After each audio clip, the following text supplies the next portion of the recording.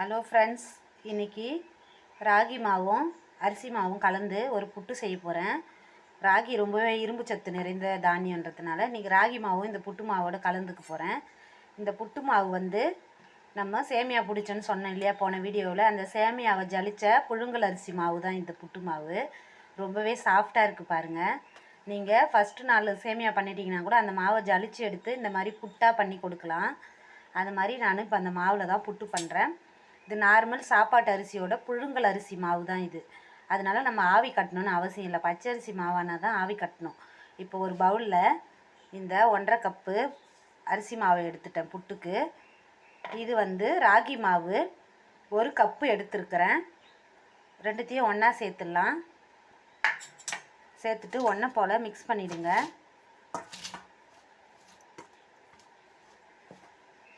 நல்லா மிக்ஸ் பண்ணிவிட்டு இதில் கொஞ்சம் ஹாட் வாட்டரில் உப்பு போட்டு நம்ம தண்ணி விட்டு கலந்து விட்டுடலாம். கொஞ்சம் லேசாக பிடிக்கிற அளவுக்கு தண்ணி தெளித்து பிசைஞ்சிடணும் மாவை. உப்பு சேர்த்து இப்போவே நம்ம வந்து இனிப்பு சேர்க்க போகிறோம். அதனால கொஞ்சமாக தான் உப்பு சேர்த்துக்கிறோம். இதில் நாட்டு சர்க்கரை தான் சேர்க்க போகிறேன் நான் புட்டுக்கு. ஒயிட் சுகரும் நாட்டு சர்க்கரையும் கொஞ்சம் மிக்ஸ் பண்ணி தான் சேர்க்க போகிறேன். இப்போது இதில் இந்த உப்பு தண்ணியை கொஞ்சம் கொஞ்சமாக ஹாட் வாட்டர் இது கொஞ்சம் ஒரே மாதிரி பக்குவமாக சுடு தண்ணின்றதுனால கொஞ்சம் கரண்டியாலேயே கிளறி விட்டுக்குங்க. ஒன்றை போல் கொஞ்சம் ஆறின பேர் கையால் நம்ம கலந்துக்கலாம்.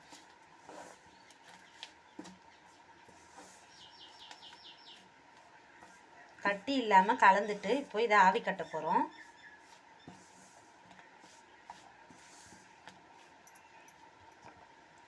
ரொம்பவே உதிரியாக இருக்குது. அதனால் மறுபடியும் கொஞ்சம் தண்ணி லேசாக தெளித்து விட்டு மறுபடியும் கலந்துக்கோங்க.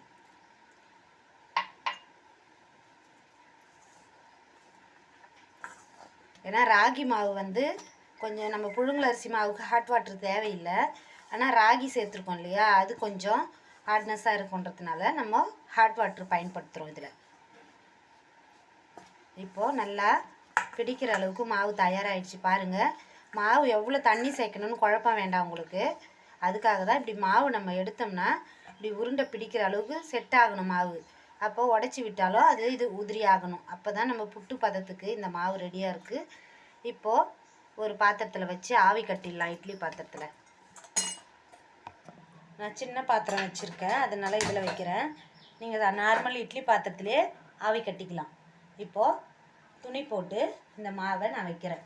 நீங்கள் அப்படியே பெரிய இட்லி பாத்திரம்னா பாத்திரத்தோடவே உள்ளே வச்சிடலாம். நம்ம இது சின்ன பாத்திரத்தில் கொஞ்சன்றதுனால நான் சின்ன பாத்திரத்தை யூஸ் பண்ணுறேன்.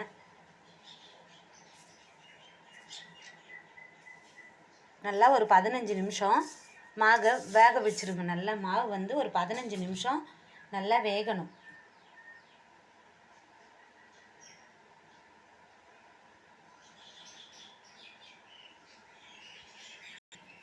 மீடியம் ஃப்ளேம் வச்சுருங்க. வச்சுட்டு டைம் நோட் பண்ணிக்கோங்க. கரெக்டாக ஒரு 15 நிமிஷம் நல்லா வெந்துடுச்சுன்னா புட்டுக்கு அப்புறம் தேங்காய் துருவல் சேர்த்து நம்ம சர்க்கரை சேர்த்து பரிமாறிக்க வேண்டியது தான். இப்போது நல்லா ஒரு 15 நிமிஷம் ஆவி வச்சுருக்கேன், வேகட்டும். இப்போது 15 நிமிஷம் ஆயிடுச்சு. ஸ்டவ் ஆஃப் பண்ணிவிட்டு ஒரு 5 நிமிஷம் அப்படியே விட்டுருங்க. உடனே திறக்க வேணாம். சூடு ஆறின பிறகு திறந்து ஒரு பாத்திரத்தில் இதை மாற்றிக்கலாம். இப்போது பாத்திரத்தில் மாற்றி ஆற வச்சுருங்க. காலையில் பிரேக்ஃபாஸ்ட்டுக்கு இந்த மாதிரி புட்டு பண்ணி கொடுத்தீங்கன்னா ரொம்பவே ஹெல்த்தியான புட்டு இது. ராகி மாவு போட்டதுனால ராகியும் அரிசி மாவும் ஒன்றா கலந்துருக்கும் இல்லையா. எவ்வளோ பார்க்கவே எவ்வளோ அழகாக இருக்குது பாருங்கள். இதோடு இப்போ நாட்டு சர்க்கரை தேவைக்கேற்ப கொஞ்சம் போட்டுடலாம்.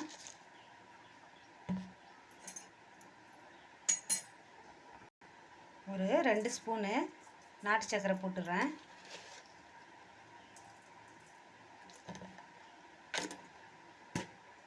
ஒரு ஸ்பூனு ஒயிட் சுகர் கொஞ்சமாக ஆட் பண்ணிக்கலாம். மோஸ்ட்லி ஒயிட் சுகரை நீங்கள் தவிர்த்திங்கன்னா ரொம்பவே நல்லது. நல்லாவே அவாய்ட் பண்ணிக்கோங்க. ஒயிட் சுகர் வேண்டாம்.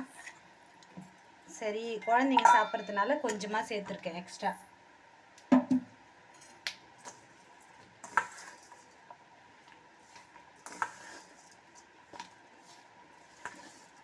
எல்லாத்தையும் நல்லா மிக்ஸ் பண்ணிவிட்டு இந்த துருவி வச்ச தேங்காய் துருவல் கொஞ்சம் சேர்த்துட்டு கொஞ்சம் வச்சுக்கோங்க. பசங்களுக்கு கையில் கொடுக்கும்போது அந்த தட்டில் மேலே பரிமாறி கொடுக்கலாம் தூவி.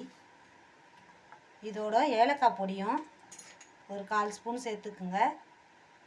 முழு பொடி கிடைச்சாலும் முழு காயினாலும் தட்டி போட்டுக்கோங்க. நான் ஏலக்காய் பொடி சேர்த்துட்றேன். எல்லாத்தையும் நல்லா ஏலக்காய் போட்டதும் வாசமாக இருக்குது பாருங்கள். எல்லாத்தையும் ஒன்றை போல் நல்லா மிக்ஸ் பண்ணி விட்டுருங்க. இப்போ சாப்பிட்றதுக்கு சூப்பராக தயாராகிடுச்சு இந்த ராகி புட்டு.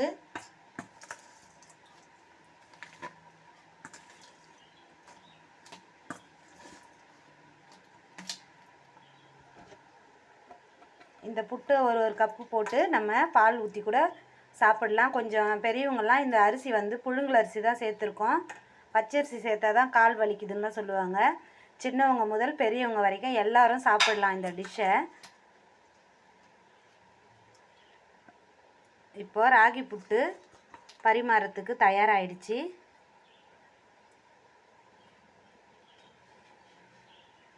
ஓகே, தேங்க்யூ ஃபார் வாட்சிங் மை வீடியோ. பாய்.